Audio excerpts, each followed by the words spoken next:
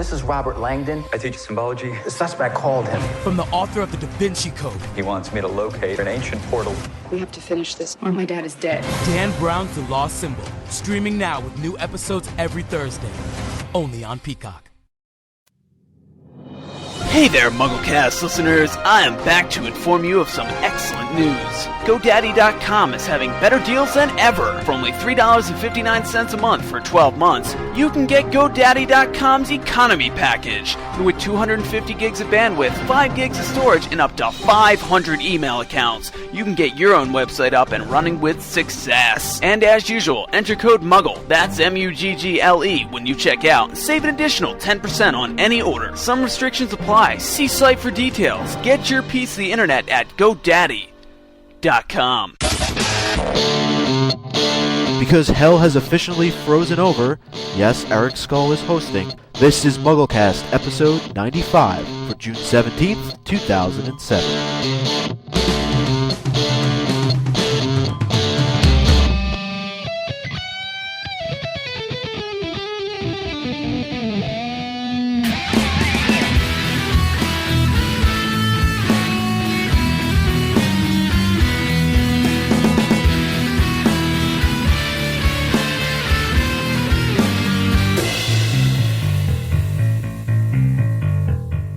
So guys, the City of Angels, the Big Easy, and the Big Apple. Huh? What are you talking about, Eric? The City of Angels, of course, and yeah. also the Big Easy and the Big Apple. Okay, so City of Angels, Los Angeles. What's the Big Easy? New Orleans. Right, New okay. Orleans. And the Big Apple. New York. Great cities, well, actually, or it could just be a really big apple. That's but, are you going on vacation, Eric? Well, I am actually. I'm coming home next week, but that's not actually what I'm talking about, guys. The City of Angels, the Big Easy, the Big Apple. These guys, these seemingly inconsistent cities actually have something very special. They are linked, and now they relate to Harry Potter. Really? Can you guys? Is Harry going on vacation? He needs it. I mean, after book 7. No, it's true. It's true. You know what? How about we find out after Micah's news segment? Okay. Okay. So that said, I am Eric Skull. I'm Laura Thompson. And I'm Micah Tannenbaum.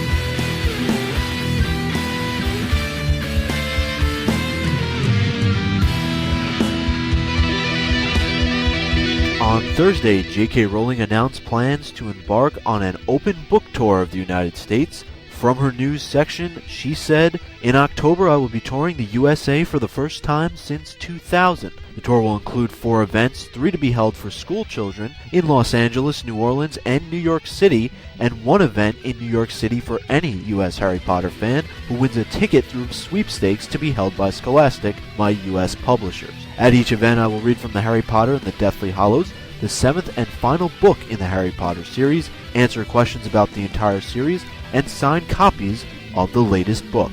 You can visit Scholastic's Potter section beginning July 30th for information on how to enter the sweepstakes and complete rules."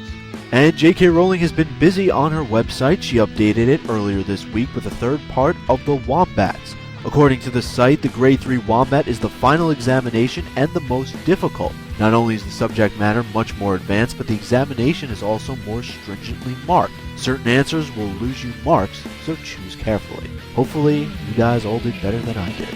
And it was announced on Wednesday morning on NBC's Today Show that Jo will give a rare television interview about the outcome of Deathly Hallows as well as her plans for the future shortly after the book's release. This is scheduled to air in the U.S. on July 26th, July 27th, and on Dateline July 29th. UK fans will not miss out as Joe will also make an appearance on BBC One's Jonathan Ross on July 6th. Another appearance has been scheduled, this time for BBC children's show Blue Peter on July 20th, just a day before the release of Deathly Hallows. The show will be recorded, however, on July 5th. Wrapping up news on J.K. Rowling and Forbes' annual Celebrity Top 100, the Harry Potter author is ranked as being the 48th most powerful celebrity in the world. A person's rank is decided by web hits, press clippings, television coverage, and pay related to that person. Finally, Warner Brothers has announced that the Order of the Phoenix soundtrack will be released on July 10th, the day before the release of the movie itself in the US and Canada. You can visit soundtrack.net to get a sneak peek. That's all the news for this June 17th, 2007 edition of MuggleCast. Back to the show. Okay, thanks, Micah. Oh, you're welcome, Eric. And this is episode 95 of MuggleCast. Can you believe that? 95 episodes? You know, I can't believe it. We've pretty much, this is way beyond the average human lifespan, isn't it? I would say. Yeah, especially considering all the stress this show puts on us. We're gray now. In our daily lives. You have no idea. No. But, no, so 95 episodes. We got 5 more to the big 100. The amazing 100. And this is actually my first time hosting. Yeah, congrats. Scary. Very scary. Here I am trying to be nice, and Micah goes, scary. So scary. Well, no, but anyway, guys, so it's 95, my first chance hosting, so I'm actually taking the best of it, but it's actually just us 3 this week, isn't it? Yeah, only 3 of us. Where is everybody? What are these people doing? Andrew, I think, has a good excuse. He graduated on yesterday, and he's just enjoying himself, which I think he's entitled to. Oh, yeah, absolutely. Sometimes. But also, congratulations are in order. Yeah, congratulations, Andrew. He survived high school. Tough feat. Yeah. Tough feat. I totally didn't think he'd make it. I don't know. What about you guys? Because, you know. Why didn't you think he'd make it? I don't know. I'm just saying it. I thought he would make it. I'm actually very happy for him. And actually, have you seen his graduation photo that he has with his little brother? And his certificate on Facebook? It's really cute. Yeah. And I believe Jamie is off with Andrew. They're at some graduation party. Ben, of course, is... He's on tour. On the book tour. Yeah, he's touring like a rock star. Yeah, right. And what about Kevin? Kevin is... he's going somewhere special next month. He didn't... He wanted to keep everybody in suspense about that, I think, but he's actually going trip shopping tonight, I believe, so he couldn't join us either. So it's just down to us 3 again. 3 hosts again. 3 hosts again. Well, 2 of you were those 2 of those 3 hosts, wasn't it? It was you and Micah and Andrew? Yep. What, and you guys called yourself the real trio?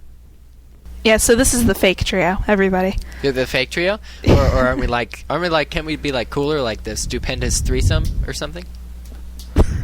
That sounds really bad. Never mind. Okay, so opening into the news discussion, threesome. guys. Ooh, I like that. I like that, Micah. You heard it here. The fearsome threesome. That's what we'll call ourselves. Okay, so guys, that's our news. Thank you, Micah. And now I'd just like to discuss this. So the Big Easy, as I was saying, the Big Easy, the Big Apple, and of course the City of Angels. Do you guys have any other ideas now that Micah's news has concluded? What that actually might mean? Or am I just I hear gibberish? that it means a certain author is going to be doing her first U.S. book tour since 2000. So that's pretty exciting, don't you think? Yeah. Well, yeah, pretty much. But it's the first time since last summer, right, that she has been in the U.S. Right, but it's her first actual book tour since Goblet of Fire came out, so it's been a while. It's going to be really cool. From what I'm seeing here, it looks like that 3 of the events are going to be held for school children, and 1 is going to be for actual ticket winners. So are we gonna try to get some tickets, enter to get some tickets to this thing? I think I am. I never know because of what we do. Would we be considered to actually enter into these ticket drawings? Do you know what I'm saying? Because I kind of Yeah. felt the same way about the signing in London that she's doing at the History Museum. Are we allowed to enter those drawings, really? Because we work for a fan site, and it would seem kind of weird for us to actually It's win a true. ticket to those events, as opposed to going For as us, a media person to cover it. Yeah, or a special guest or something. I understand what you mean. I mean, we are fans, though. We are also teenage fans. So, but it would seem really interesting and really like they might. I don't say they deny us, but it would look suspicious, I think. Right. Well, Like- I mean, like you were saying. regardless of whether or not any of us does go, I think it's safe to say that MuggleCast will be doing something in New York City when she's up there. So I'm really, really excited to hear she's coming back. Yeah, and not to mention, she's not doing small venues. I mean, you look at the places that she's going to be in each of these three cities: the Kodak Theater in Los Angeles, it's huge. and then Carnegie Hall in New York. And I don't really know much about the Ernest and Morial Auditorium, but it's at some convention center in New Orleans. So she's definitely going to be filling these places up. I know mostly with kids, but it's going to be interesting. And I don't know. Can you guys see any sort of problems resulting from how they go about choosing the high schools? Ooh, that is a little bit problematic, because what are they doing? They're actually Or going... I don't know. I'm not even know high school. Are they high schools? Yeah, I or are probably they, shouldn't say that. It's probably... Are they going to be elementary schools? Could be a mix of all three. You know. Yeah, it could be. A mix of education. What they might do is hold lotteries at schools. Like, they might have specific schools within the area that they've said you can send this many students, and they'll have a student lottery within the school to decide who gets to go. So that way you're actually getting fans who want to be there as opposed to people who just don't care. Well, didn't I Yeah, read and something about a sorting hat? They're using the sorting hat for something to decide on how the schools are chosen and who in the school is going to be able to go, like which classes. Huh. Let me see if I can find that. Oh, you know where I think I saw that? It was in my my local paper here on Long Island, I think, mentioned that aspect of how the schools were going to be chosen and how the classes within those schools were going to be chosen. But I don't remember seeing anything on her site, though, that said specifically. Well, I'm sure we'll find out as the time draws closer. I mean, Right. there'll be more details that'll come out. But I think this is cool because not only this, but if you just look at the amount she's updated her site in the last week, she's becoming a little bit more open, I think, towards the whole idea of the series being over and talking with different people about it. Yeah. God. All the So- interviews she's going to be doing. It's fantastic. Totally. So she says she'll be, and also, guys, she'll be reading from Harry Potter and the Deathly Hallows. She'll be reading from the 7th Harry Potter book, and this was an interesting topic I wanted to bring up because, last year, at Harry, Carey, and Garp in Radio City, she read from Half-Blood Prince. She read, more specifically, what was it? What was the name of the chapter? I'm sorry, where Harry and Dumbledore go back in time and She read from the chapter where we Yes. saw Tom Riddle at the orphanage. Tom I Riddle forget the and actual- at the orphanage, yes. Yeah. And it was a very Dumbledore-heavy scene, actually. She likes reading Dumbledore. But, so just the idea now, guys, this is, people may say, what can you get out of this? But if she's reading from the Deathly Hallows, I think it's safe to say there's probably still a large enough element of humor in the book that she can actually pick a few scenes and pieces from the book that would actually not just be safe to read, but actually, enjoyable in a way. Like I don't think she'd read necessarily like the worst parts of the book where people are dying left and right and somebody says their last breathing words to Harry as they go off and fight. So what do you I guys don't know. think I about think that? she might. Because You think that's she might? Yeah, I think she might because those are the kind of scenes that everybody is looking forward to the most. Everybody wants to find out who dies, and everything. I disagree, she actually. might. What, you don't want to find out who dies, Eric? Well, I want to find out who dies, but I don't want it to be a central theme around the book. I was thinking when I read this email, I said, oh, great. So there's going to be a part of Deathly Hallows that she gets to actually, that she reads that isn't actually going to be the most depressing, thing in the world, everybody dying around Harry. Because the trend, I guess, is that you guys all think everyone around Harry, including Ron and Hermione, is going to die because they're at the forefront of all the events. So. Well, no, I don't think Ron and Hermione are going to die, but I I don't know. I think that, the scene that she read at Radio City Music Hall wasn't particularly what you would call happy or funny. It was actually kind of sad, because you saw what Tom Riddle's life was like, and it was very sad. And so I think that, if anything, we're going to see something, or see her reading something that's intriguing, as opposed to just humorous. I don't know if she's going to read a whole chapter, an excerpt from a chapter, or if she's going to read little bits from different ones. I don't know how she's going to do it. But it would make more sense to me if she read a large chunk of one chapter, just because... Or even the last chapter. Continuity. I could see her reading the last chapter as sort of her way of finalizing everything, or maybe even the epilogue. I think that would be appropriate, because in a way she's closing out the series on this tour. Yeah. So will she be doing it... Do you reckon that this will be her last book tour ever then? Or No, I'm just saying that if she's saying that she's going to be reading from the 7th book, I think it would make sense for her to read from the last chapter, sort of for everybody to get an idea of how she would verbally close out the book if she was reading it to an audience, which she obviously will be. That Good totally point. makes me more jealous then. That makes me more jealous that they get closure in vocal format from JKR. That's very sad. So we do have to move on here, but just real quick, I think 3 events. So do you think she'll do different readings for different 3 events? I think because she can read the last chapter, but will she do it for 3 people? I don't think she's gonna choose different readings to do. Look I think at it'll all Radio be the City. same. Nah. Yeah. She chose the same chapter both nights. Yeah, you're right. Well, that's the easy and the very economical thing to do. So it'll be interesting to speculate what she reads at the news event. Micah, what else have we got in news discussion here? Yes. What? Oh, yes, what? The WOMBATs are back. They are. Did you guys take your WOMBATs? I did. How'd you do? I don't know. I haven't they're gotten not anything scored yet. back yet. Oh, right. Sorry. I can tell you how I think I did. Okay. Not very well. Troll. Not very well. I went to the site as soon as I heard through MuggleNet that the door was open, because I don't know if you guys know this, but it seems like my computer picks the worst times to be a little bit shaky, and so I've never actually seen the door open before. Really? Wow. Never ever. I saw a screen cap that someone did, and obviously when that one guy hacked JKR's site, and they want me to stop mentioning that. No. So I've never actually seen the door without the Do Not Disturb sign on it. So my impression of JKR's site is that she's just got a few raunchy tenants hanging around all the time, because that Do Not Disturb sign is always there. But so I went there and I saw the procedures that we're doing.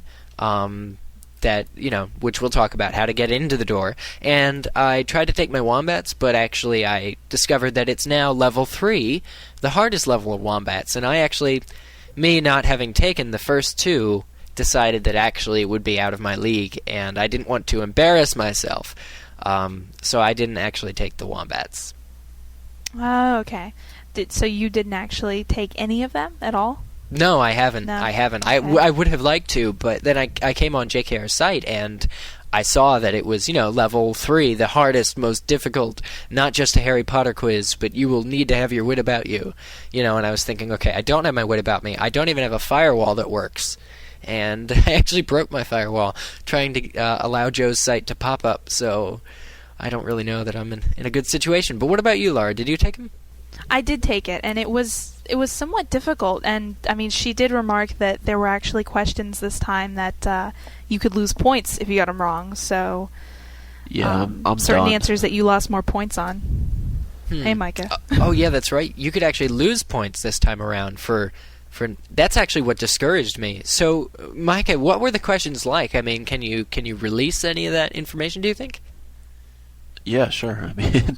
I particularly thought the section on the ministers was pretty difficult. What did you guys think That about was that? hard, because I only knew one of them. Yeah, same here. So.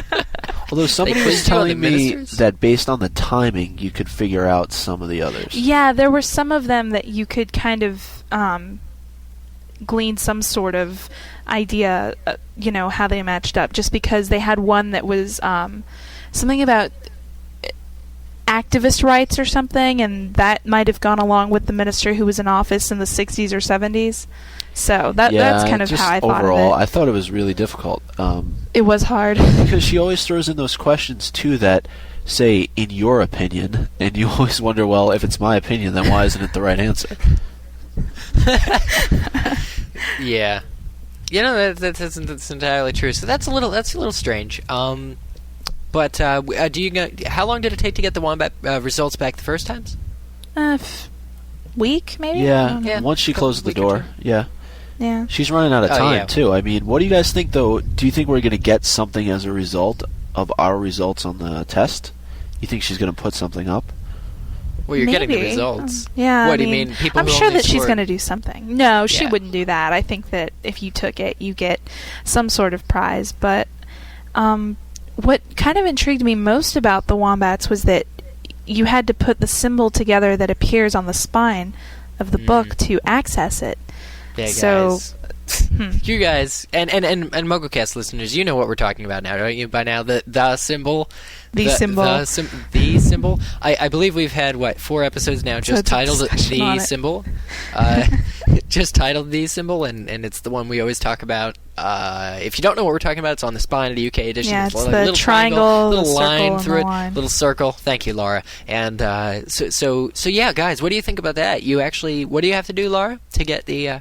You have to put it together. You had to, I believe, you had to take the triangle and sit it on top of the circle, and then sit the line on top of the triangle. At least if I'm remembering correctly. But clearly, this shows that the symbol does hold great importance. I mean, we knew that it was important before, but the fact that she chose to put it before the Wombats shows that it's really something she wants us to pay attention to. I was hoping. Here I was hoping that it was just speculation, that it wasn't actually important, and yet we get this little musical triangle thing. I mean, when I did open the door just to see, what it was like behind the door, and I remember back in music class in elementary school, little triangles that we used to, bang stuff with, and it was, I wish you could play a little triangle, do a little chime thing, but no, it's actually that symbol which is haunting us. It is, Yeah. and it's not only there, it was on, and still is on Bloomsbury's website, so Yep. it's clearly important, and I'm still hanging on to my whole antipode theory. Oh yeah, it was fantastic because just last week we did a whole discussion on this symbol and the antipodes, and I was absolutely floored to see this. So that was really, really great. And that looks like it causes us to continue. We did have for news discussion just that JKR is doing some interviews around the release date, but some of them will be recorded beforehand. So actually, just quickly, there will be a Today Show announcement, which will it'll be an interview, and it'll air in the U.S. on July 26th, 27th, and on Dateline July 29th will be JKR interviews.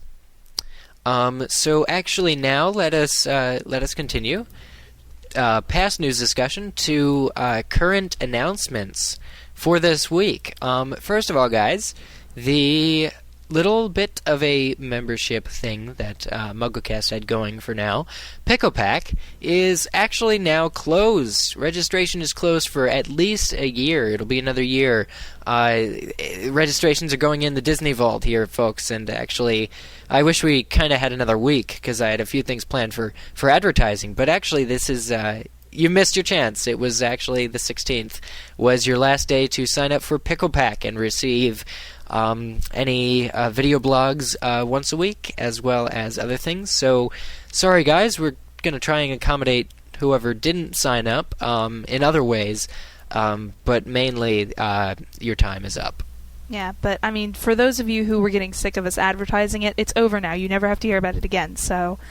Yeah, that's true. Be That's happy. true. It's done. It's done. I hear we got some hate mail. Laura got some pretty nasty things in the P.O. box, like actual pickles. Yeah. Oh, yeah, they Did- sent me rotting pickles and all sorts of horrible things. No, they really didn't. But actually, Eric, that was a really, really nice way to transition into a P.O. box update, except we've got one more announcement before that. Oh yeah, okay. Well, so that's just and just you can tell us more about what people sent you. But just it is still and folks, it is still Global Spread MuggleCast month. So if you hate, if you like or hate, pick up whatever it is. it's Global Spread MuggleCast month, so please spread MuggleCast. There's a variety of advertisement banners and other things that you can put on your sites / Facebook, MySpace, things like that. So that'll be found at MuggleNet.com, I believe. Mm-hmm. Yep. And Jamie and Andrew had this little notation here for older episodes. Do you actually know the story with that, Laura? Or? Yeah. We get a lot of emails from people saying, the older episodes aren't on iTunes. I can't get them. I can't find them. Well, this is not a problem because all you have to do is go to MuggleCast.com and go to episodes. We have all of the episodes all the way back to the very beginning, the dawn of time, where you can directly download them. So you don't even have to worry about it. We also have them in a format that will work for those of you who are on dial-up. So the audio quality is not as good, but you can still get it. So that's the solution to that. We don't have them on iTunes for reasons unknown. I'm not quite sure. Maybe there's a limit to how many episodes you can have on there at a time. Yeah, but that's why. It's actually a feed issue. It's very big with the feed. Mm-hmm. Okay. So we're good with announcements now, Laura. You did mention you have a huge update. It is very big. About the Huge P.O. Box Box. update. Oh I'm telling you guys, the number of times that I've been to the P.O. Box and I've opened it to find a key with a nice little note from my post office telling me that my P.O. Box is not big enough and I should probably get a bigger one because I have to keep going to lockers to get stuff out of it because you guys are sending so much stuff. Okay, we did get quite a few parcels. One came from Leif in Hawaii. He sent me a lei, which he handmade. It's white and it's really, really pretty. He also sent 2 mixed media illustrations of Harry and Fleur, which are really, really fantastic. He actually got into art school, and he used these as part of his portfolio, so that was pretty cool. I'm going to put those up on MuggleCast.com this week. We also got the sweetest thing. She's Pamela from California sent Andrew and I both graduation gifts, and I'm assuming his is the same thing as mine, but she sent me Dr. Seuss's Oh, the Places You Will Go, and she wrote a really, really nice little personal note on the inside of it about how, Dr. Seuss can put it in the simplest of words, and it's just really, really nice and really sweet, and I really enjoyed that, so thank you, Pamela. That is amazing. Sarah, I know, isn't it? I thought it was the cutest thing ever. All the places you will go. Yeah. And Sarah from New York sent Mikey a package. I'm not quite sure what it is. It's very soft, though. It feels like a stuffed animal. And something came for Ben from Cafe Press. I'm not sure who sent it or what it is, but it's something for Ben. So whoever sent that, thank you. I don't know. That Cafe Press is pretty. You can pretty much make anything into a shirt, can't you? You can yeah. It's not a shirt. It's quite small, but we also got some letters. Maggie from Chicago. She wins the award for longest fan mail ever. 11 pages, front and back, handwritten. She also sent all 6 of you guys. She sent you guys each $1, and she sent me a bracelet, which was really, really sweet. We also got a letter from Stephanie in Florida. Zarin sent us a postcard from Colorado. Also letters from Jessica in Kentucky, Marissa in Michigan, Jazreen in California, Sam in California, Matthew from the UK, who also sent us these temporary tattoos that say bollocks to poverty. So that's pretty cool. Damus from Georgia, Jody from Washington, Holly from Canada, Emily from New York, who sent us a bunch of Horcrux theories. She sent us her handwritten notes, which was awesome. Katie from Tennessee, Aaron from Illinois, Kathy from California, Selena from Illinois, Dawn from Washington, and Jamie from Florida. So we got a lot of stuff in the P.O. Box. Lots of letters. A lot of inspirational stories. We got a couple of chicken soups we're going to use later in the show. So thanks, everybody, for sending stuff to the P.O. Box. Keep on sending it. You'll hear your name on the show. Oh, my gosh. And thank you, Laura, for that. That was the biggest P.O. Box update. I think it's safe to say that was a P.O. Box update to P.O.W.N.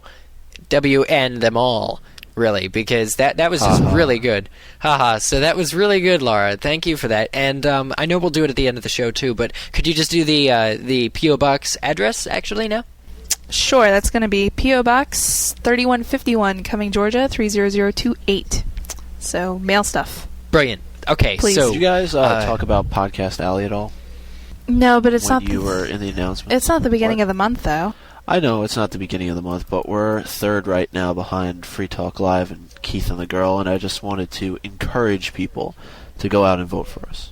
And okay, so that was brilliant there, Micah. And now we have that concludes the first half of the second part of the first half of the show, and now we move on to listener rebuttals. It's okay with you guys. I'm going to field just the first one here. Okay, this one is from Vicky, age 17 from Canada, and her subject is Opals. She says, I was listening to the latest episode and was struck that despite your plentiful suppositions on the connotations of Antipodean, you didn't pay much attention to the Opals reference. I did a little research and thought you'd like to hear what I found. First, the opal is the official gemstone of Australia.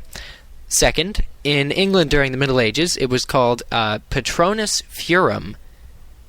Do you think that this dragon could be connected somehow to a Patronus?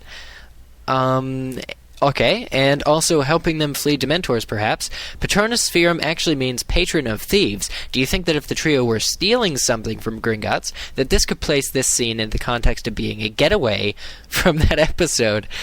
For what it's worth, opal in the English Middle Ages was believed to make one invisible, and the shimmery, water-like opal is a hydrated metalloid. Qualities are reminiscent of opals.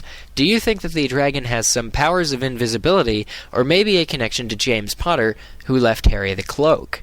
I'm starting to ramble, so I'll wrap this up. Thanks for reading. Hope this leads to some interesting discussion. Love the show. Victoria. What do you guys think? Wow. I think it's interesting that she brings up the qualities of opals, because if you remember the qualities of the invisibility cloak, Harry said it was like water woven into material and it was shimmery, so it almost is like, it is opal-like, which is interesting when you bring up the connection between invisibility and opals and the dragon. I think there are a lot of different pieces here that she brings up. Yeah.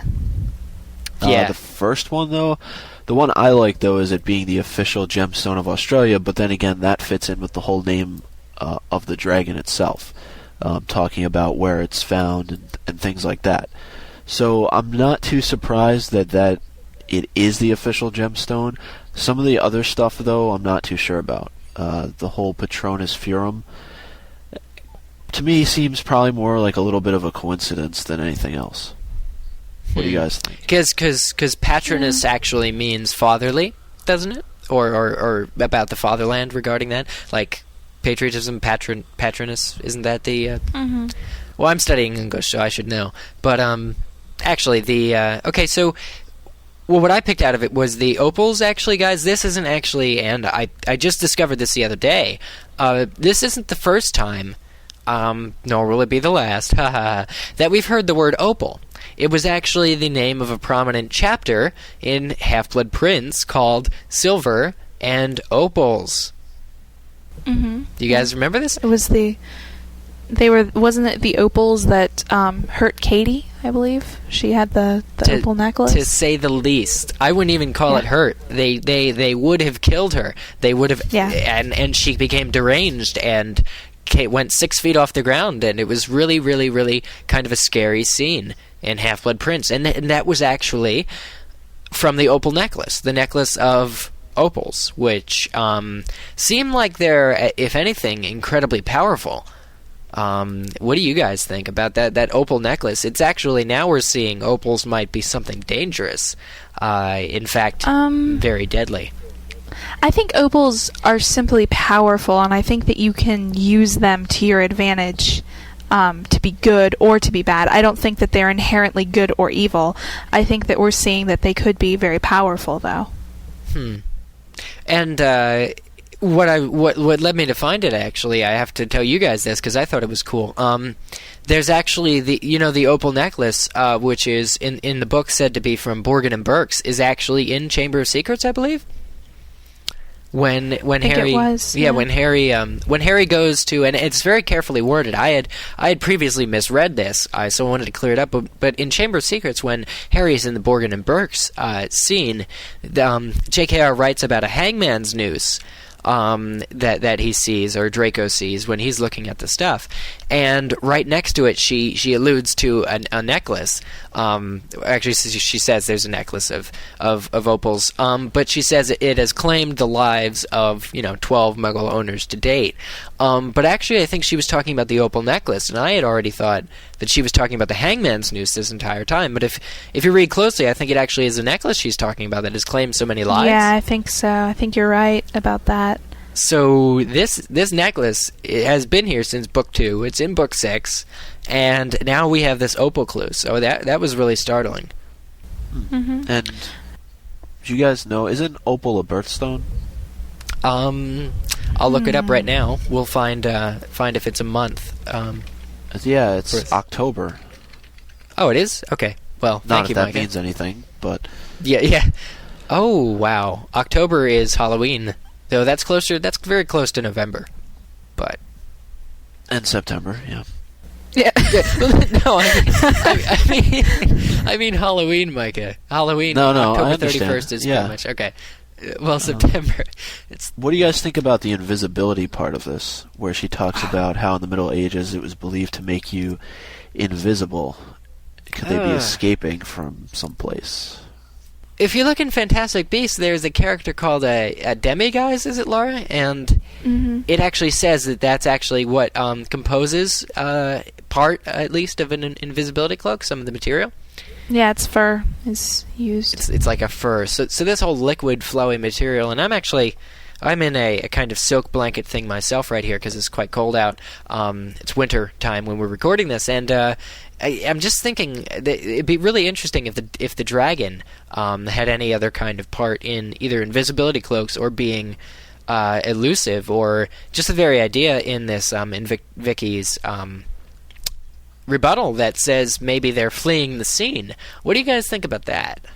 I like it. I think I like it too, definitely, because especially if you look at Ron and Hermione's faces, they look scared. And Hermione's looking up, and I've read a couple emails on this. Why would she be looking up? I mean, how much higher can you get in the sky than riding on top of a dragon? She's looking up. A lot of people think that they may be pressed for time on something, especially if, as it said, but the description that the guy from Scholastic gave said, "Oh, it's sunset." So, is it possible that they need to get somewhere before the sun sets? And that's why she's looking up. Yeah, you know what this makes me think of? We were talking about times of day in the last episode, and we were talking about the possibility that maybe there's a specific day when something special is going to happen in the book, and what if that has a relation to them being able to hunt down the Horcruxes or destroy the Horcruxes? Like, what if they have a very limited window of time to do something with one of the Horcruxes? Right. And maybe that's where they're trying to get to. Very possible.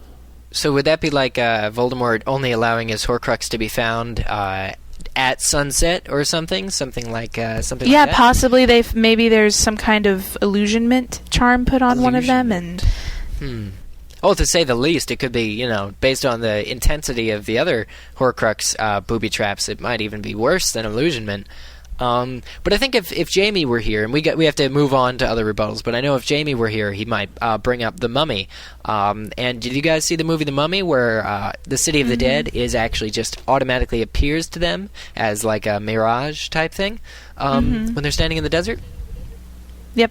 I thought that was cool. The sun comes up, and good comparison. City of the Dead comes there. Okay, next rebuttal. Who wants to read it? The next rebuttal comes from Austin Thomas, 14, of Noblesville, Indiana. He said, "Hey, MuggleCast, after listening to your latest show, I came up with an interesting idea. My theory places the 3 Book 7 covers in chronological order. The first is the U.S. edition. Harry and Voldemort are obviously in some kind of intense battle. Afterwards, he, Ron, and Hermione need to escape, so they go through Gringotts. This is the UK Children's Edition. Still in need of a speedy escape, the trio decides to hitch a ride on one of the fabled dragons that guards Gringotts' vaults. This would be the US Deluxe Edition. So they take off on the back of the dragon, headed to somewhere. Hope you like my idea. Keep up the good work. Thanks, Austin." Ooh. So wait, could Gringotts be employing these Antipodean Opal Eyes who normally would not reside in England, or is it that Gringotts vaults, known for their volcanic, or at least, magmaic nature, could they have actually stretched the Gringotts vaults? Could they stretch to the center of the Earth and around, where there's a whole network of dragons that live at the core of the Earth? I would think it would be more likely that they would actually employ these dragons, because if they are as powerful as we're thinking and they have powers of invisibility, they'd be very beneficial to a place like a bank. Because if you remember, Hagrid was talking about how there were dragons, and Harry was sure he saw a burst of flame, but he didn't actually see a dragon. Yeah. Oh. So what if it was invisible? Oh, wow. So that's cool.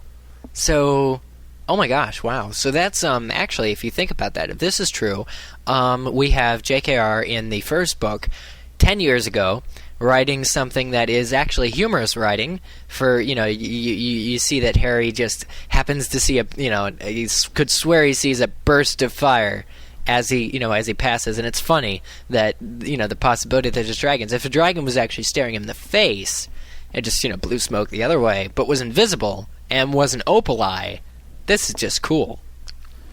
Yeah, very cool. Yeah, that'd be very, very cool, but I'm not sure that I think that they occur in chronological order, at least not in the fashion that Austin is describing, because I don't think they have to that occur in some chronological order. Well, yeah, but I'm not talking about them all being at the end of the story, is what I'm saying. Right. Like, I think that definitely the US cover is at the end of the story. But as for the UK and the deluxe edition, I think they might fall more in the middle or around the period right before the climax of the story. I don't think that they're all three taking place at the end. See, I tend to think the deluxe edition is the end of the story. I know a lot of people don't think that because, well, isn't that giving away too much information? You're saying basically that the three of them survive. But at the same time, I mean, I don't know. To me, that drawing that she did has a lot of finality to it. But that's just my own opinion. I think they look too scared for it to be the end, though. Maybe. Well, actually, do you think so, Laura? Because the scariest thing in the world is fear of the unknown, and they don't know what's next after Voldemort. Can't be worse than Voldemort. Well, unless it's like unemployment. Unless it's I don't know, because they didn't graduate. Voldemort. Pretty scared on the UK edition too, the children's edition. Well, yeah, but that's why I don't think it's the end. Because they don't want to land on a sword, Micah. Yeah, no, no. I'm not saying that one is the last one in chronological order. I think the deluxe edition is chronologically the last one, but could be wrong. Yeah, probably am. That's definitely interesting. I mean, I think that they're kind of heading off somewhere, and it could be towards the sunset, towards the for either whether or not they're still in search of Horcruxes or heading off into the sunset. Like Grace Kelly. So, okay. Now, we actually, guys, we don't have a main discussion this week because we wanted to focus on a few things, namely content, and it was it's kind of a small show this week, kind of peaceful, with just the three of us here. But what we do have for you, especially, is, what is it? Isn't it a word that starts with V? We haven't used it in about 7 or 8 episodes. Oh my gosh. I can't even say the word. It's almost archaic if you think about it. I mean, we haven't had them in forever. Wait. We're bringing back an old segment, guys. Because it's an expired segment. We haven't done it in about 10 episodes, 15 episodes. We're bringing it back. And it is called Voicemails. Oh my gosh, my heart just leapt out of my chest. I can't believe we're doing them. For those of you guys who haven't been paying attention since episode 3, I mean that's pretty much how long it's been since we've been doing these. But but no, voicemails, that's a bit intense. But voicemails, guys, we're actually gonna are we, Laura? Do you have them together? I do. I have them right here. You guys ready? Oh my God! So you guys wait. So okay. So and I'm not going to keep asking the same question. But we do have a voicemail line, and we'll give you the information for that. But you guys have been sending in our theories, and we just want to let you know that we have been listening to them. I've heard a few, and everyone else has heard a few. So we are still paying attention. If you're still calling in, we are hearing your theories and hearing your voicemails, and trying to translate that somehow onto the show, without actually doing voicemails, of course. But we've had some rebuttals and stuff. So we're going to try and, possibly do some more voicemails and stuff. But this is groundbreaking because we've actually got some voicemails to play on this week's show. Okay, so let's roll the first one. Hey, MuggleCast. This is Cole14 from New Jersey. I just wanted to comment on the Harry Potter Deathly Hallows Deluxe Edition cover art. And I definitely think that the dragon is flying over New Zealand or Australia. It just can't be England. There are no mountains in England. J.K. Rowling wouldn't do that. But also, it looks as if Harry is wearing Muggle clothes, and I was kind of confused about that. What do you guys think? Thanks. Love the show. Bye. Ooh. Okay, so actually, let's talk about the second part for a second there. Hermione and Ron are in wizard's robes, but Harry's in Muggle clothes? Well, that actually, that kind of fits, I think, with the opportunities in the book that Harry might actually be separated from Hermione and Ron, but also be, in a Muggle public area. Actually, right. Well, I believe that on the UK Children's Edition, Ron and Hermione are also in some sort of robes, and Harry's not. I'm pretty sure Harry is, though. Because you can see his sleeves or something. He has really big sleeves. I don't know. It seemed like there was something different around their robes. If you look in the UK Children's Edition, it seems like Harry is the one wearing robes, whereas Ron and Hermione aren't. Well, they're wearing something different. Right. Like we discussed it that almost too. looks like dress robes. Dress robes, is it for, I think, the wedding, right? Wasn't that what Yeah, we we thought of that. Maybe this was after the wedding or something for Bill and Fleur. But, I mean, why would he wear Muggle clothes? Well, what Eric was saying before, perhaps he had to go into a situation in Muggle land where he needed to look like a normal person. He couldn't be in his dress robes. Muggle land? Is that new theme park they're doing? Yeah, that's the new theme park. Yeah. And speaking of that, okay, I have something to say. I heard they were going to use the MuggleNet font logo. Well, we're in the middle of a Andrew. voicemail, but go on. Yeah. No. Hold on a second. This is a little tangent. I'm sorry, but I was talking to Andrew about this week, and I mentioned it to Laura too. Why would you create a theme park? This countless hundreds of millions of dollars spent on theme park for a character that's going to die. Yeah, no, Micah. It's fair enough. No, Micah asked that question because he doesn't actually think Harry's going to die, but no, it's true. And kids, come on, we're going to the theme park where the character that you read about for the past 10 years in your life. Yeah. He kicked the bucket, by the way. He kicked the bucket, but we're still going to celebrate it. No, and that's the other thing. I mean, there will be memorial services at 7 p.m. Yeah, exactly. and 7 a.m. throughout the park. At Hogwarts, every day. There's a big fountain and a leaving, a condolence feast. It's not going to happen. So Micah brings up an interesting point. Is this confirmation that Harry's not going to kick the bucket, or that there will be a slightly happier ending? And someone said to me yesterday, I wish I remember who it was, but they said pretty much that since it's not Disney World, and it is done in the Universal Studios, that they won't have necessarily characters walking around like Chip and Dale all the time, like Little Dobby or something like that. Do you guys think they'll employ live talent? Well, at Universal Studios, they do have some live talent. It's true. They might have some people, but I mean, that would be horrible if you think about it. Like, think about that. How are you going to market that theme park? Well, what do you mean, how are you going to market it? Harry's not going to die. He's not going to die. Yeah, no, it's true. But see, wouldn't that be horrible? Because you just put the thought into my head. Have these theme parks, they have, like, specific shows throughout the day. And, like, what if you can attend, like, Dumbledore's funeral at 2:15, 4:30? Yeah. 6 o'clock. Dumbledore's funeral, where they and it's like, it'll be, no, that's what replaces Indiana Jones' epic stunt show, where all those, because that's an old ride and all the things burst into flame. And so when Dumbledore's tomb bursts into flame, it's the same pyrotechnic group that did that. But think about how horrible that would be to bring your kids to. Oh yeah, no, totally. It's Micah brings up you bring up an interesting point, and it's well heard and well sounded. I don't. But actually, anyway, back to the voicemail. Yeah. Sorry. No, it was good. Talk about that. It was incredibly enjoyable. Do you have anything else you wanted to say about the theme park? No. Because I don't want to cut into it later.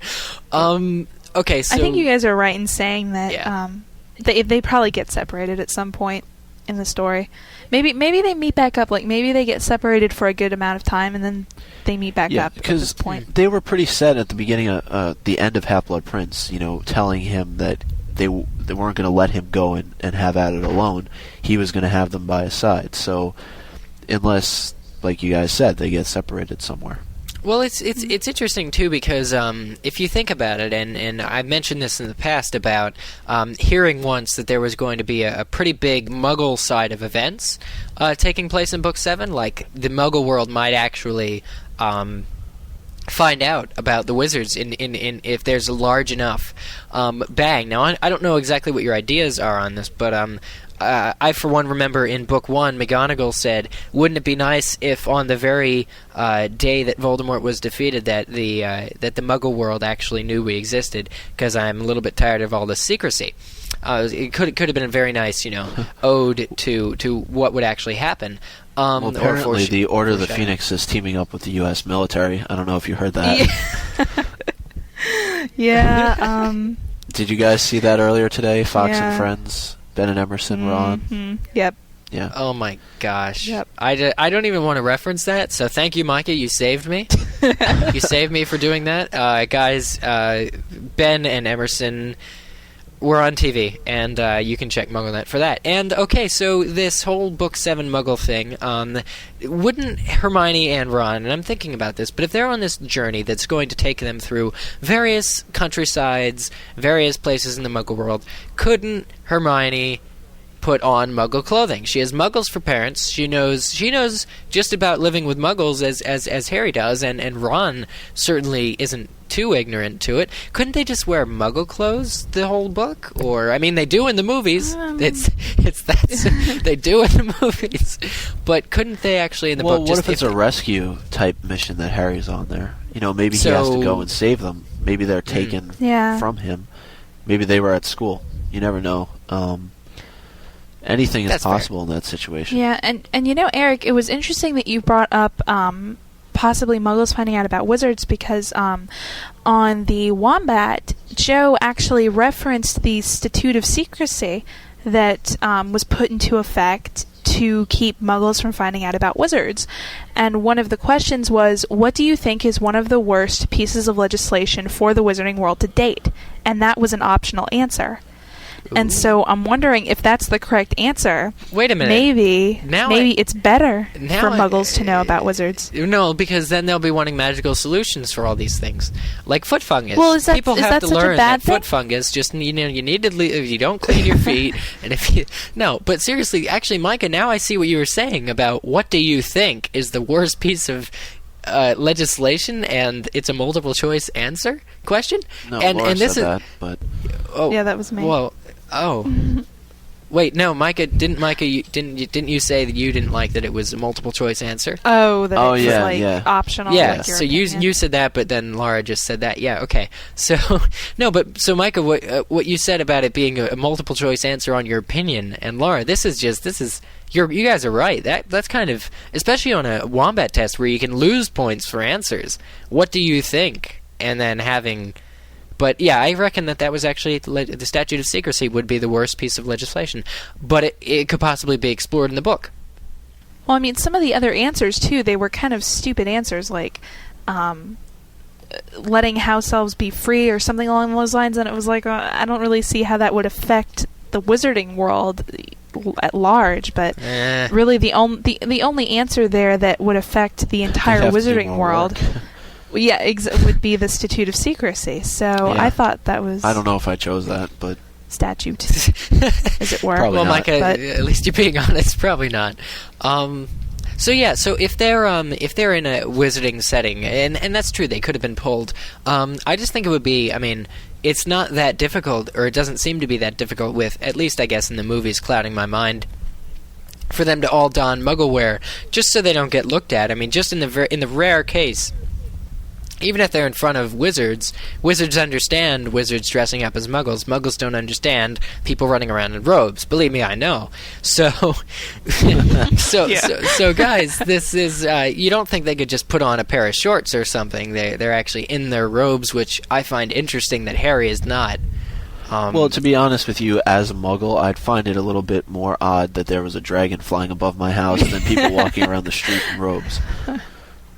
Well, I don't know. I'm actually, ever since the Neverending Story, that pretty much got me used to people flying over in big white carpets or dragons or anyway. Yeah, but Eric, you live in New Zealand. That's commonplace there. And it is. So that's actually, sorry guys, that's the first part of this voicemail. They mentioned about the hills and in England. Now, we talked specifically about that last week, where I said that the countryside should stay the same. There shouldn't be strictly wizarding countryside. So unless we're in a fantasy, completely unplottable place on the map, maybe the Bermuda Triangle, then it would actually seem like they are in a geographical location that would have lots of mountains, such as Australia.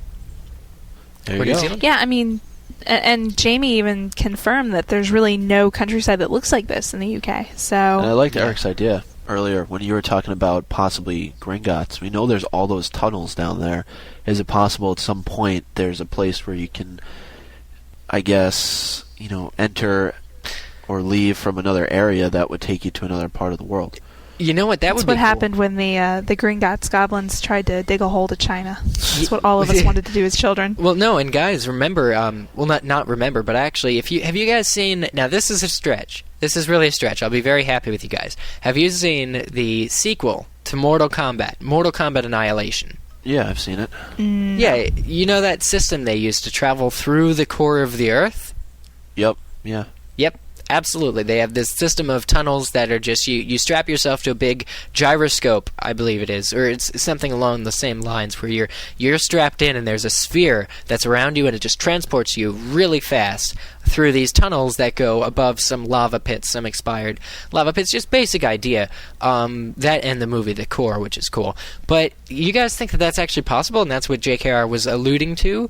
Or has she... Not Mortal Kombat in particular, but... I don't know. I kind of doubt that there's... Yeah. Get over here, Harry. Your Horcrux is mine. No. Actually, that's pretty good. Shang Tsung on in the Harry Potter books. No, we have more voicemails though. Yeah. Oh, okay. Darn. But okay, fine. All right. You guys ready? Yep. Next voicemail, Laura. Hey, MuggleCast. This is Charlie from Virginia. There was the ancient magic Dumbledore evoked on Harry about him calling Privet Drive his home is obviously supposed to expire when he turns 17, but he never really thought Privet Drive to be his home. He always thought Hogwarts was his home. I wonder if Harry will start regarding, Hogwarts as his home and using that ancient magic as a transfer over to Hogwarts. Anyway, interested to hear what you guys think on the show. Thanks, bye. No, I don't think so, because I mean, didn't Dumbledore say that it was considered his home so long as he could technically walk through the door and be fed and welcome there? And supposedly, yeah, it's worth calling into question because it is true what they say on this voicemail that Harry isn't really, he didn't really call it home. They treated him like crap and stuff. But the protection is on, and it's worn off. My own opinion is that Harry doesn't need any more protection. He's old enough now that when he comes of age and when he is able to be, vulnerable now, when the protection wears off, he will actually face what has to come, and he won't try and transfer that ancient magic to Hogwarts. Particularly, Harry can't do ancient magic, and certainly not that rivals Dumbledore in protecting it. And I think Harry, even though he'd like to have a safe haven, I think he's come to the conclusion that there is no safe haven anymore. Yeah, and I mean, just on top of the fact that, I mean, it's pretty much been made clear that once you're 17, that kind of protection doesn't work anymore. He can't use it anymore. I think it's also important to remember that the protection doesn't necessarily come from the house. It comes from Petunia. Petunia's right. Acceptance of him. And one thing I wanted to bring up, though, that I read, because I've been going over J.K. Rowling's site a lot, reading some of the things that came up that we may not remember, and I was looking at the whole Remember My Last, because I'm just rereading Order of the Phoenix also as we get closer to the release date, and she said on her site that it's important to remember and to differentiate between the letters that were addressed to the Dursleys and letters that are addressed to Petunia. And I thought that was kind of interesting because if you think about it, the note on the doorstep the day Harry arrived was addressed to both Petunia and Vernon. So that means that Dumbledore was talking to Petunia way before that. Yeah, that he actually communicated with her on her own. Which is very interesting, I think. Did JKR said that the last time Dumbledore and Petunia had spoken was before Harry came to the doorstep? We don't know. Wait, say that again? Necessarily. Okay, so Dumbledore says, remember my last, but does that mean that the last time Dumbledore... I mean, Petunia recognizes the voice, is scared to death. It's Dumbledore's. I mean, there's no question about that.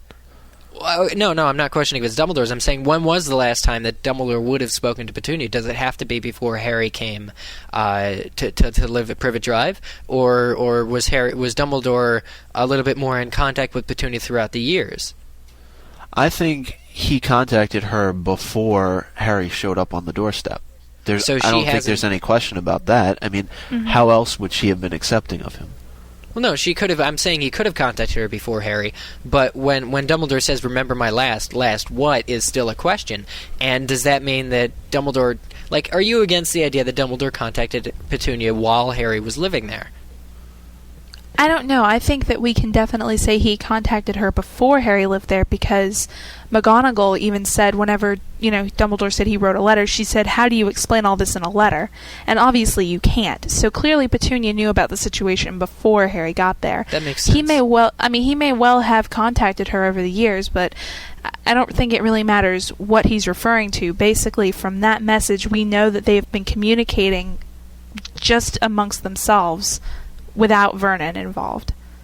Because he's clearly ignorant when it comes to all of the wizarding issues. He knows nothing, so I think it's safe to assume they have been in communication.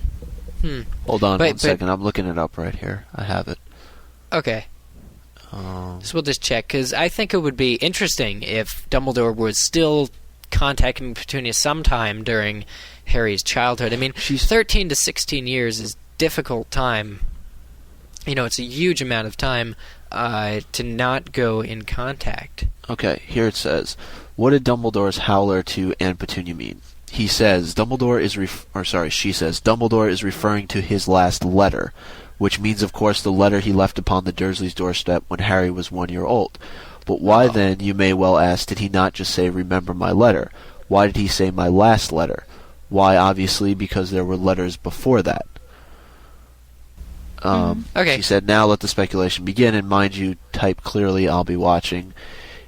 She goes on in a PS to say, it has been suggested that I am wrong in saying that Dumbledore's last letter was the one he left on the doorstep with baby Harry, and that he has sent a letter since then concerning Harry's illegal flight to school. However, both Dumbledore and I differentiate between letters sent to the Dursleys as a couple and messages directed to Petunia alone. And that's my final word on the subject. Okay. So she answered the question, completely helped us, and then said, wait a minute, no? Yes, because she can do that. Yeah, well, and she likes to do that. Not many people would, but she did. Okay, Rosie from England. Hey, it's Rosie from England. I was just wondering, I've just been rereading Orders Phoenix, and when Trelawney is saying a prophecy, she keeps calling Voldemort the Dark Lord, and we know from Harry's Ecclesiastes lessons with Snape that only Death Eaters call Voldemort the Dark Lord. Could Trelawney have been a Death Eater at one time? What do you think? Thanks, guys. Love MuggleCast, especially Andrew and Jamie. I don't know. Guys, do you think from a casting standpoint that Emma Thompson has Death Eater in her? It's possible that at one point Trelawney was in Alcoholics Anonymous. Whether she was a Death Eater, I don't think so. But anyway. Well, what interests me about this is, that's the next one, but Rosie brings up the point that in the prophecy, Voldemort is referred to as the Dark Lord. And I don't think that Trelawney was ever a Death Eater, but it makes me wonder, where do these prophecies come from exactly? Because they don't come from the person making the prophecy, that they're just used as a channel to convey it to someone else. So where do they come from? And wherever they're coming from is referring to Voldemort as the Dark Lord, which makes me wonder how much we can trust a prophecy. Well, I got to imagine that there are times in the books, though, that there are other characters that refer to him as the Dark Lord. Because I remember reading through, because I've been doing rereading of Goblet of Fire and Order of the Phoenix, and I swear that there are characters that call him the Dark Lord, even though I know what you're saying, and I know what Rosie's saying about really only Death Eaters call him that. But there has to be instances where others do as well. Yeah. Well, it seems like it's more of a formal title. Like, it's either used by people who respect him or people who fear him, it seems. Yeah. No, but it is interesting to see. What I liked about the voicemail is the question: is somebody talking through Trelawney, or is a Death Eater talking through Trelawney? I mean, that wasn't said in the voicemail. But if Trelawney herself wasn't a Death Eater, is this prophecy coming from someone who is a Death Eater? Like, say, for instance, that Trelawney's 2 prophecies that end up being true. What if Bellatrix Lestrange was convulsing somewhere and had a telepathic connection when Trelawney did, and was think about speaking. this though. I'm just gonna discredit my own theory. Bellatrix was in Azkaban when that second prophecy took place. But continue. No, but I think it's more creative writing though, because if you were to write the prophecy and you're J.K. Rowling, would you say the one with the power to vanquish he who must not be named approaches? I mean, that sounds kind of silly, doesn't it? Well, what about the one who has the power to vanquish Lord Voldemort? Well, but it all goes still, back to the whole who can say his name. That's Not many also people true. are willing to actually say Voldemort. They're afraid to. Yeah. But it just makes me wonder where exactly prophecies come from. Yeah. We don't know. You know? I think Trelawney was doing her best impression of me when she said it in that deep voice. I think so too. I think the next time they revise, if they ever revise the audio editions, would they have them on iTunes now? I guess. Micah, after MuggleCast, we're just going to do our own audiobooks, and we're going to split up the workload with characters, and we're all going to read. And I get the prophecy. Is that what you're saying? You get the prophecy voice. Okay. We'll find some other ones for you. You get to read for Grop too. You get Grob. You get Crumb. maybe Hagrid. I don't know. I'm not really partial to Ben's Hagrid, but I kind of am, just because he's done it so much. No, yeah, Ben but, gets Hagrid. Crumb, I'll do Crumb, obviously. Crumb, and we'll also give you, like, Luna or something. Okay, and so, moving on. We'll give you a challenge.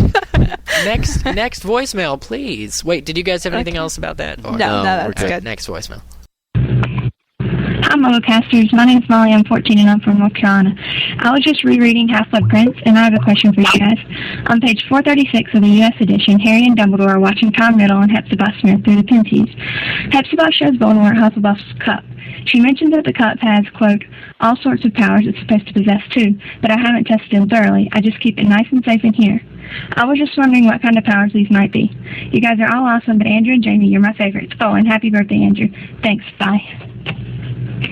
Okay, it's a cup. Go ahead. No, that's it. That's it, Micah. I was planning on, it's a cup. I'm just reminding everybody before you start saying that. I think it time travels and goes through other. I was going to make a joke. I was going to say that Trelawney found out some of the powers of the cup. The powers of the sherry-filled cup. Yeah, exactly. Yeah. Good this joke. is really weird. I really am. I'm stumped on this one. I don't know what type of powers you could have. I mean, could we be talking about something along the lines of like the Opals and Borgin and Burkes, or is it evil? Is it bad? Does it hurt you if you touch it? I don't know. Well, I would think Hufflepuff. that if it was Hufflepuffs, Yeah. it wouldn't be mean, but you never know. Yeah, you never know. Some of those. Well, Ravenclaw and Gryffindor are the more cunning. Hufflepuff isn't a bunch of duffers, as Hagrid clears up. But it still remains that Hufflepuff is one of the least characterized kind of houses. If you aren't mean and heartless, you get into Slytherin. And I understand there are good Slytherins. If you're kind of ambitious, you might get into Slytherin. If you're courageous, you get into Gryffindor. If you're smart, intelligent, cunning, you kind of get into Ravenclaw or one of the other, two. And then everybody else kind of goes into Hufflepuff. If you're nice, if you're a little bit gossipy, I heard, something like that. But we can't really derive anything from Hufflepuff's character traits that would somehow help us and assist us into figuring out what this cup is all about. Or maybe we're not looking hard enough. I mean, what powers could a cup have? That's a good question. I think you summed it up perfectly. Actually, I think Trelawney knows. Actually, there is another famous cup in history, and I'm just going to reference that. But it had healing powers and did something else, didn't it? Thinking of the Holy Grail. Yeah. See, I'm useless when you bring that up because all I think of is Monty Python. I was going to say, I'm thinking of Indiana Jones. I mean, I don't know what you guys are up to, but I'm thinking of Indiana Jones, and he chose poorly, and then the guy turns into a skeleton. But I'm thinking of the Holy Grail. So it had healing powers, and it's something like the drink of youth, the drink of life, Fountain of Youth, the Fountain of Youth, but the drink of life, drinking things, and even in Alice in Wonderland, that have come from cups, or actually most of hers came from vials, kind of influences the potion thing, and it was goblets, just in general so far throughout the series, have been a little bit more prominent than we would have at least thought of originally. True. So there are some important cups, but it's a good question overall. Do you guys have any other ideas? No, I mean it's a good question, but it's really all speculation at this point. So we'll come back to that. But that actually wraps it up for voicemails this week. Can you believe it? What, that we actually did voicemails? Did voicemails? Well, can you believe any part of that statement? I'm just I'm hosting and I'm trying to come up with things. Yeah, I think we might have been dreaming. Yeah. Okay. It was all a dream. So. Oh, jeez. I hope that... no, that JKR actually said it wasn't, right? So we can no longer... It better not be. That would make me so mad. Or I will wait for her plane at JFK when she comes to New York. And Micah, they will take you away for saying that. Yeah. Anyway, okay. So just kidding. Yeah, no. But no, we all will. We all will as well. It will be... I would love to see her, for one, though, to the first crowd in the U.S. during her book tour, be reading to, New Orleans or Los Angeles, and conclude it falsely with, "And it was all a dream," and then she snickers and runs out, and she'll just run out, and everybody will be like, "Oh my god!" So that'd be cool. Okay, so next up on the roster here is the Road to Deathly Hallows. This week we've got a new topic, but actually before we get into that, Micah, didn't we didn't actually finish last week's? No, we did not. We ran into having too many characters to discuss who will live and who will die. So let's start where we left off with Neville. What do you guys think? Is he in trouble in this book? I think he's going to die. I think he's going to have a good moment. I think JKR is going to really treat Neville correctly in this book. I think she's really going to give him something to do, and Neville's tired of being the forgetful fat kid, and I think he's really going to show off some of his anger, as JKR has already kind of placed him in the lineup for taking down Bellatrix, who of course was one of the torturers who may be responsible for his long-term memory loss or short-term memory loss. Now, why do you think he has that memory loss? Because I read an email recently that said it's possible that he's so forgetful because his grandmother puts a charm on him that is making him forget possibly stuff that happened to his parents that she doesn't want him to remember. Ooh, right. That's really cool. I haven't heard that one. That one's putting the role of the grandmother on him. Like Gran says, "It's time for your soup," Neville, and there's a potion in there to make him not remember his horrible life. Do you think he'll ever learn the prophecy? Do you think he'll learn in Deathly Hallows that he could have been Harry, effectively? Oh yeah, I think he will. Yeah, I think that's actually Harry's job. I think Harry should tell Neville, if he tells anybody, and he's told Hermione and Ron, I think he needs to confide in Neville and be like, "Look, okay, dude, you and me, we're not all that different. You and I, we're the same." I think that Neville's going to go out in a blaze of glory, not literally on fire, but I think that he's going to go out doing something courageous. So to prove why he's in Gryffindor. Though I would like, yeah, that's true. That's true as well. He's in Gryffindor, and he seems a little bit more like a Hufflepuff, except for that one little scene in the first book where he stood up to his friends, and he got 50 house points, and he won the whole thing. But, no, actually, just my own personal opinion of Neville and his memory was not actually personal. It was shared with a bunch of people who thought that it was just because of the charms and the curses that they did on his parents and stuff. He could have been hit either with a few charms and curses or possibly the Confundus charm or Crucio even. If he was hit with a curse at a very young age, it could have done something to his mind. But I'm actually liking that vindictive grandmother thing. Yeah, I think also something that works in his favor, though, was the whole idea of one of Harry's friends going on to, or one of the students going on to be a teacher at Hogwarts. I think Neville teaching herbology is definitely something that could happen. Mm-hmm. So he is good at herbology. But again, it could be anybody, I guess, that ends up being a teacher. Yeah, that's true. Wait, did JKR say there'd be someone who's definitely going to be a teacher? Yes. Yes. Oh, and cool. It's not. Did she say it's not Harry, or did she not specify? I can't remember. Well, you peruse her site all the time. I don't think it was on her site. I think it was in one of those interviews that she did. Oh yeah, no, I totally don't remember. Who's next on the list? Severus Snape. Ooh. Should we even talk about this? That's hard. I mean, part of me wants to say he'll die, and then another part of me says he'll live, so I just don't know. I mean... I think there's so much speculation, there's so much intensity that even if Snape is good, I think Well, let's say he's good. Who's going to kill him? Voldemort?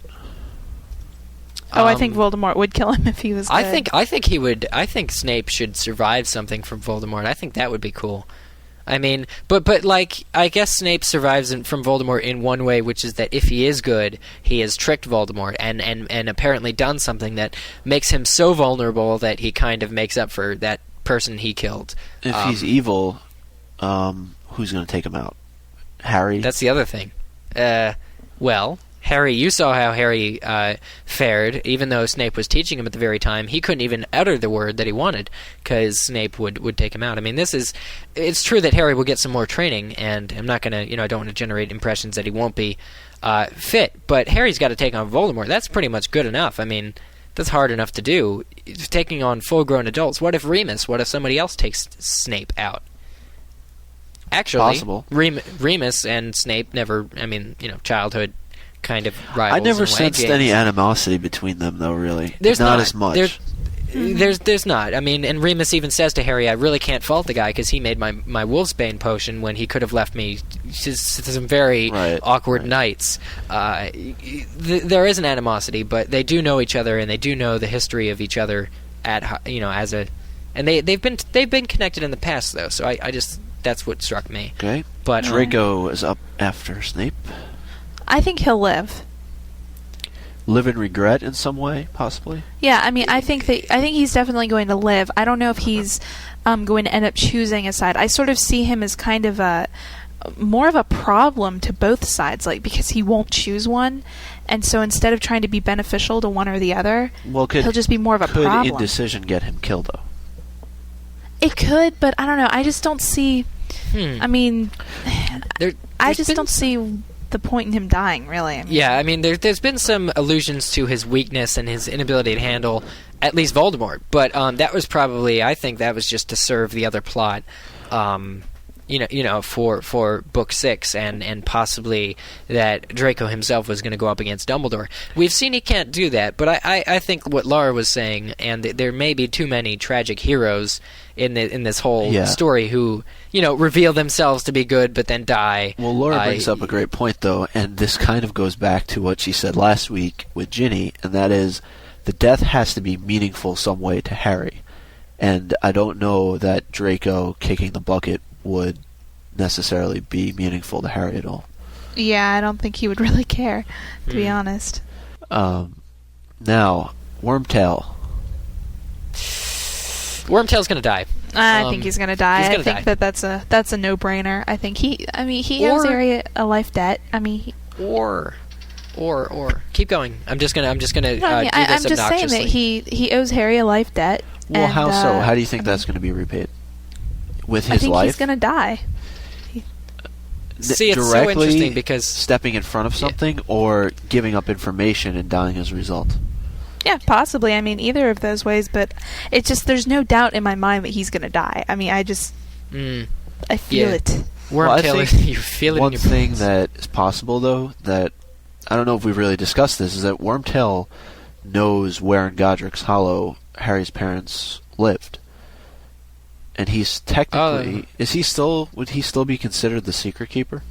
Yeah, but didn't Joe say that once the people whom the secret was placed on died, that I thought it was anybody could find when it? the secret keeper died, that the secret dies with them. Or once the secret was betrayed? That's possible. I would think. Once it's I mean, betrayed, once he betrayed it, it's like there's no point. Yeah, but well, because we know Hagrid found it. There is. If there was more than one person looking for the Potters, and Wormtail betrayed, the answer to just one of them, I don't think it would be fair that the people he didn't betray the secret to could suddenly find Lily and James. Okay. But he's pretty much done. Anyway. Yeah.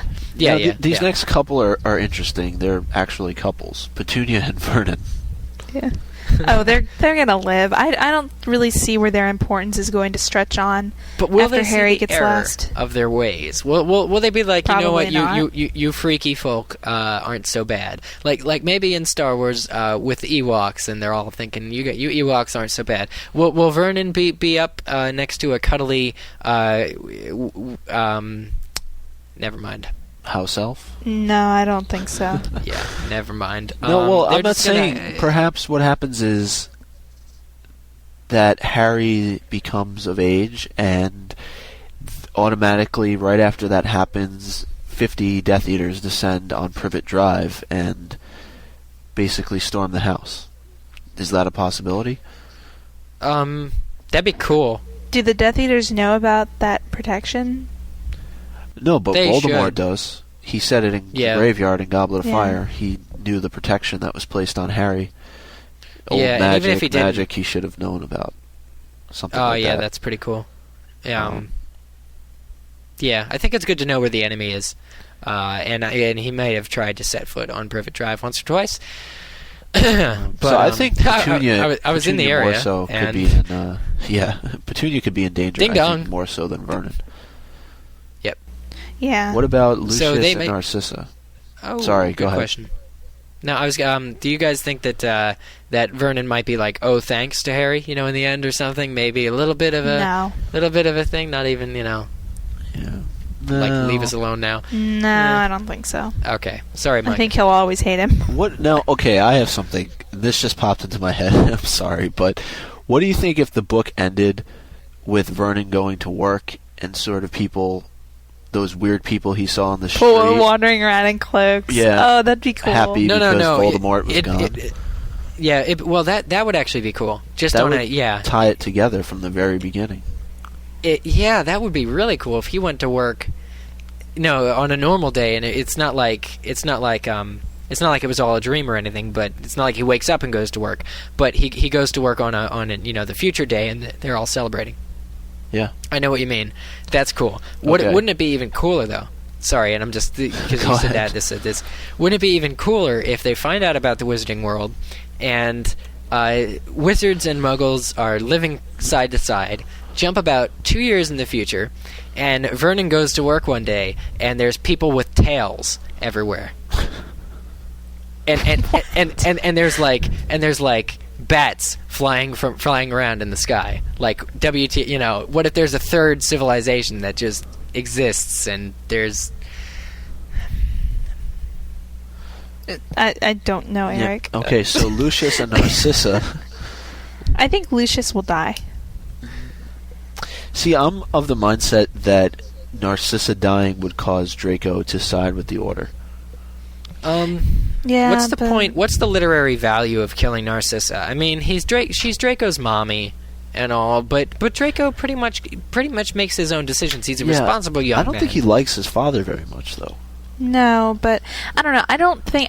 I think that any of the deaths that are going to be made into a big deal all have to be deaths that affect Harry. But I think any of the deaths that we hear about that are just, sort of background information, I think it's very likely that at some point we're going to read about Lucius Malfoy buying the farm. Yeah. Yeah. But the other thing about the Malfoys, I do think we're going to see their manor, don't you guys? Because it was heavily alluded to in Book 2 that there was a lot of interesting stuff at the Malfoy manor, and I think it might be unlikely that there's another Horcrux there, because Voldemort trusted Lucius with the diary, and that got destroyed, but just generally, there seems to be a lot of cool stuff at the manor, and who better would know? I mean, Dobby comes from the Draco's manor, and there's like this underlying theme of the stuff that goes on at the Malfoy mansion, and then you guys think we'll be seeing that? Like Draco will show Harry around, or say, "Look, I have this." I don't think Draco's going to take Harry on a walking tour of his house. But well, Dobby could. Yeah, Dobby could. Just sort of speculating here, what if the UK edition isn't Gringotts? What if it's the Malfoy Manor?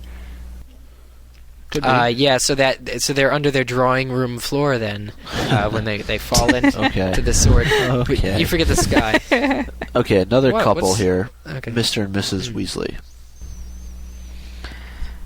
Would be heartbreaking for sure if either of them went. Yeah, it would be. They have to be the couple that just lives and outsees their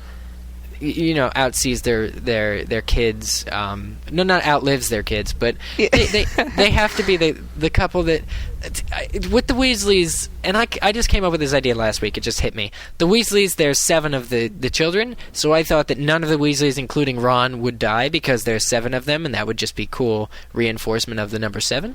So I don't know about the parents. I mean, I don't even know if that has any significance, but that's why I thought. I think it does. I think at least with Mrs. Weasley. But both of them even. I mean, they've both been parental figures to him throughout the entire series. Well, I mean, wouldn't it be horrible, though, if any of the Weasley children died? Yeah. And both of the parents lived? Oh, yeah. That would be horrible. Well, that's Molly's greatest fear.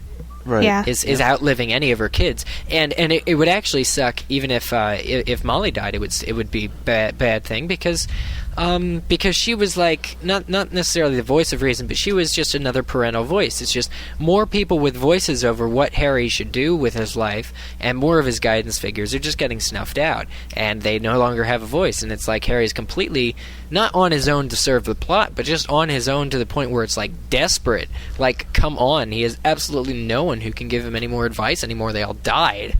Yeah, they're Remus and Molly. I think also though that.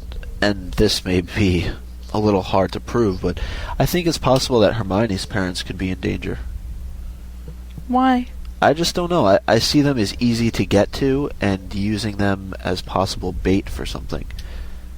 Well, I can see that happening if, like, one of the Death Eaters, like, perhaps the werewolf will have like a plaque problem or something, and he'll go into the dentist, and be like, hey, Yep, I can see that.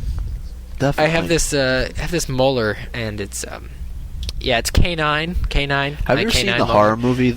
I think it is actually called The Dentist. It's really oh my movie. God, yes. It's terrible. I never want to go to a dentist after watching that movie. But anyway, moving on. I haven't seen it. Yeah, moving on. Have we got another pairing? Fred and George. Goes with the Weasleys, I think. Magic of 7, power of 7, girl power, power of 7, power of twins. Twins have power, and not to mention the Weasley twins are exceptionally powerful. So. Yep. I mean, I agree with that, but at the same time, back when J.K. Rowling said that she spared somebody and killed 2 in their place, I couldn't help but think about Fred and George. Yeah. Ooh, because that's a shame. And it's sad because their uncles who were twins, Gideon and Fabian, were both killed. Yeah, their uncles who were brothers. That's right. Same initials too, which is kind of creepy. Oh no! Oh my God, that's so sad. Oh my God, Gideon and Fabian. Well, yeah. Well, Gideon minus and Fabian. the last name. F and G. Yeah. F and G died. That would. Oh, that's horrible. Back to the other side, Bellatrix. Oh yeah, she's going down. No, she's gonna die. She gets hit with the car, it's much right? Easier. By Neville. Yeah. No, it was Neville riding Sirius's motorbike. Yeah. You guys agree she's goner, right? Oh yeah, she's gone. It's much easier to argue death for the bad guys.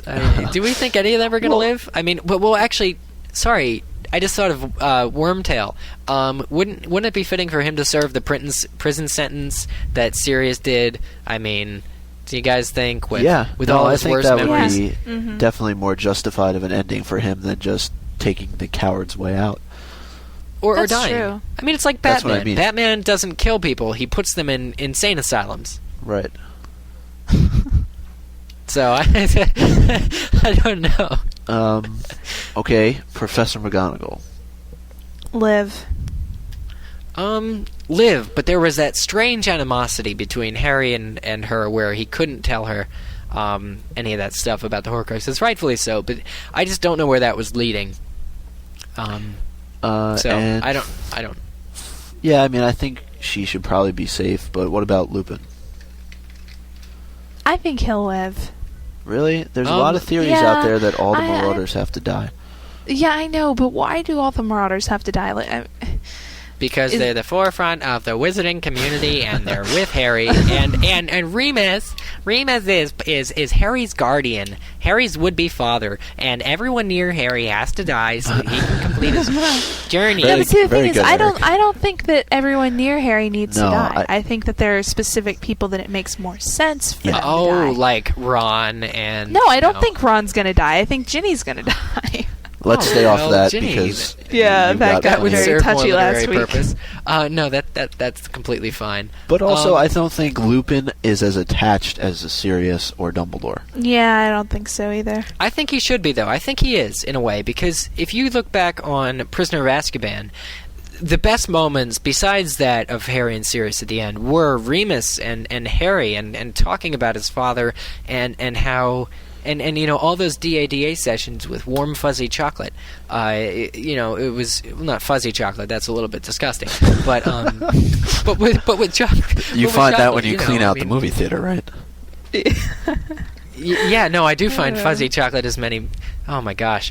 But yeah, we have a fairly new movie theater that I worked at, so it was good. But Remus and Harry, the scenes were very warm and heartfelt. I just think Remus has been stationed. He has a duty foremost to the Order, to Dumbledore, because of all the good things that Dumbledore has done for Remus.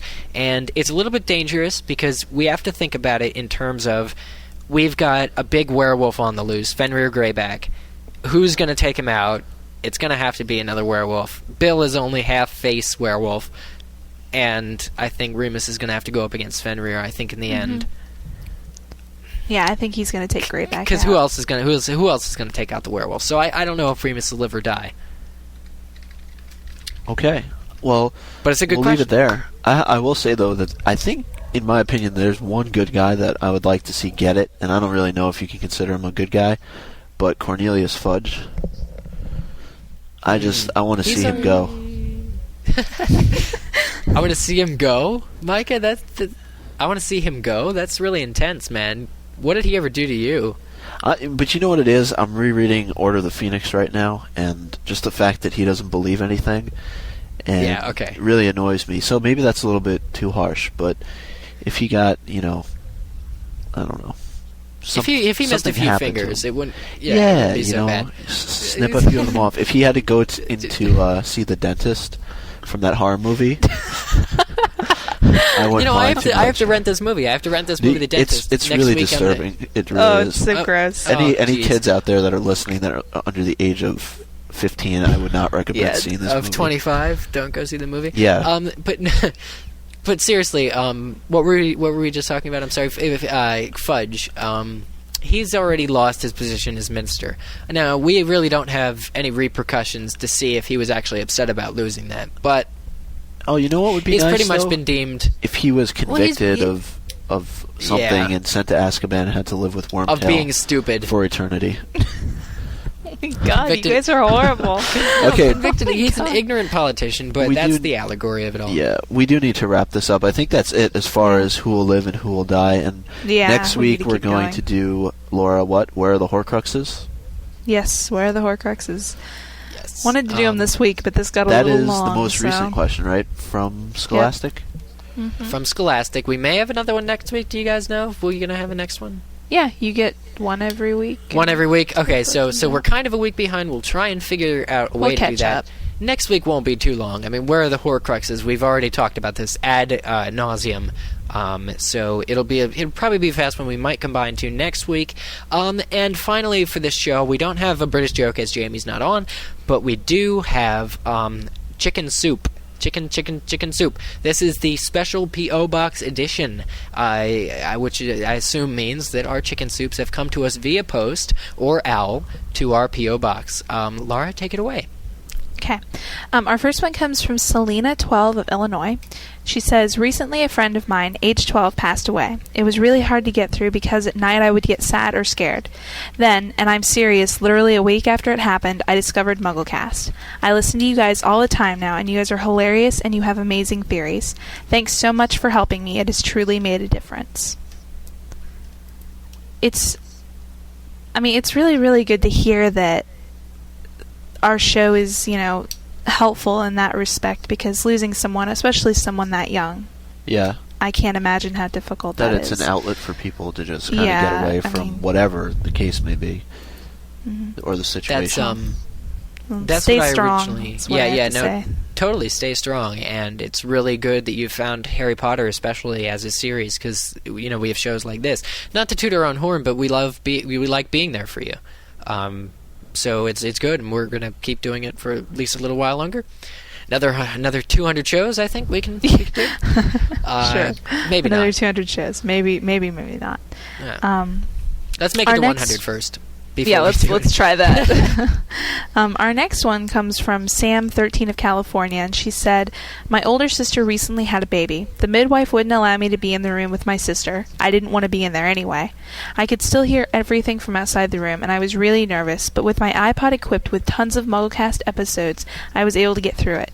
My sister's baby boy was born at 9:04 p.m. after a 4-hour intense labor. He was named Victor. I wanted to name him Jamie. Thanks so much for relaxing me in my time of fear, and good pickles to all. That's very nice. I'm sure Jamie would appreciate that. Jamie, if Jamie were on, he would mention, quite like he did with Sarah, he would say how much he loved the name Sam, but then further. Well, hey, you know what, Sam? Maybe we can convince Jamie to change his name to Victor. What do you think? Yeah, maybe. What we're going to go with that next week. That's a good idea. Where do they still use midwives? Is that a common practice? Some people use midwives. Some people do. They do home birthing, and they don't actually go to the hospital, and that's another choice thing to do. And you can read up about it. And there's plenty of subjects. Wow.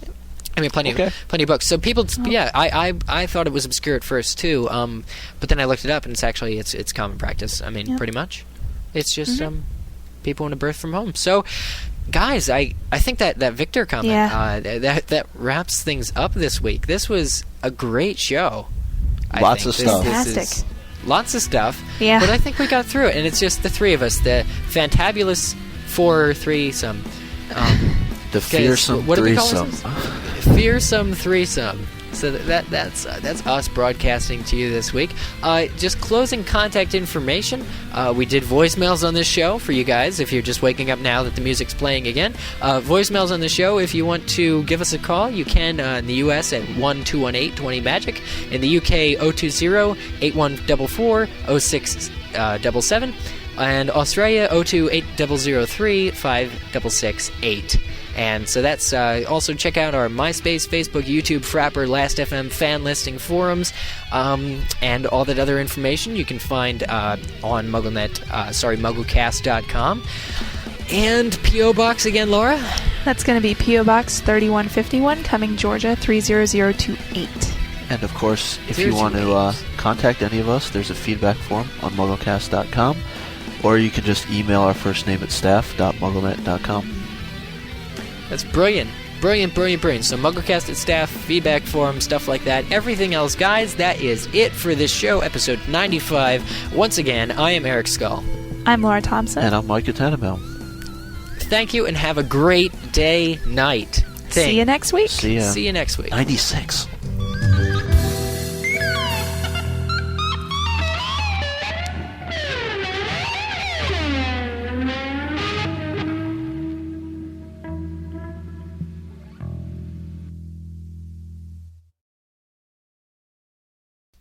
So, that said, I'm Eric Skull. I'm Laura Thompson. And I'm Micah Tannenbaum. Bow, bam, bam, bam, bam, wow. Okay. Then it goes into the thing. You know, not to bring politics into it, but I actually thought that they should bring No Child Left Behind into the whole mix. You know, all the schools that scored the highest. You know, I thought they were going to get to go see JKR, but but maybe not. You guys both here? I'm bumming off my neighbor's connection now, so I shouldn't drop out unless their router has as much problems as mine does. Unless they couch you. MuggleCast, stealing other people's internet. I should probably steal my neighbors too, because they have a really, really nice one. Anyway, not that I would know why they have a nice internet connection, but anyway, where did we leave off? What did you guys hear last? You got your first lay via some Hawaiian guy. Via the P.O. Box. 96. Whoa. Gosh. 96. That's like 69 inverted and backward and upside down. Only it's not, because... And that was our favorite show, wasn't it? I'm just trying to make sure All Andrew right, can we has stop to cut recording? it off there. Yeah, okay, we're stopping. No, okay. So that was great. This is Robert Langdon. I teach symbology. The suspect called him. From the author of the Da Vinci Code, He wants me to locate an ancient portal. We have to finish this, or my dad is dead. Dan Brown's The Lost Symbol, streaming now with new episodes every Thursday, only on Peacock.